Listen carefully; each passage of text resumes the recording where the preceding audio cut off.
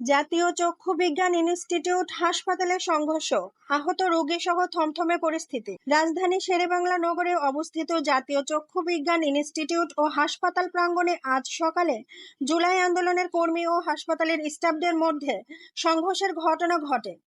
এ ঘটনায় বেশ কয়েকজন আহত হয়েছেন, যাদের মধ্যে চিকিৎসা নিতে আসা সাধারণ রোগীও রয়েছেন।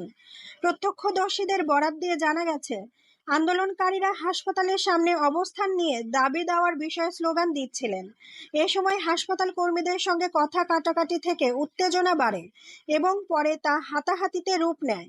ঘটনার সময় হাসপাতালে উপস্থিত থাকা রোগী ও স্বজনদের মধ্যে আতঙ্ক ছড়িয়ে পড়ে। অনেকে চিকিৎসা না নিয়েই ফিরে যান। আহতদের তাৎক্ষণিক চিকিৎসা দেওয়া হয়েছে এবং কয়েকজনকে অন্য হাসপাতালে পাঠানো হয়েছে বলে জানিয়েছেন হাসপাতাল কর্তৃপক্ষ। হাসপাতাল প্রশাসন জানিয়েছে, পরিস্থিতি নিয়ন্ত্রণে আনতে পুলিশ ডাকা হয়েছে এবং বর্তমানে হাসপাতাল চত্বরে থমথমে অবস্থা বিরাজ করছে। ঘটনার তদন্ত চলছে বলে জানা গেছে। আন্দোলনকারীরা দাবি করছেন, হাসপাতালের কিছু স্টাফ তাদের সঙ্গে দুর্ব্যবহার করেছেন, যার প্রতিবাদ জানাতে গেলে সংঘর্ষের সূত্রপাত হয়। অন্যদিকে হাসপাতাল কর্তৃপক্ষ বলছে, আন্দোলনকারীরা বিনা অনুমতিতে হাসপাতালের ভেতরে বিশৃঙ্খলা সৃষ্টি করেছেন। ঘটনার প্রকৃত কারণ জানতে একটি তদন্ত কমিটি গঠন করা হতে পারে বলে সংশ্লিষ্ট সূত্রে জানা গেছে।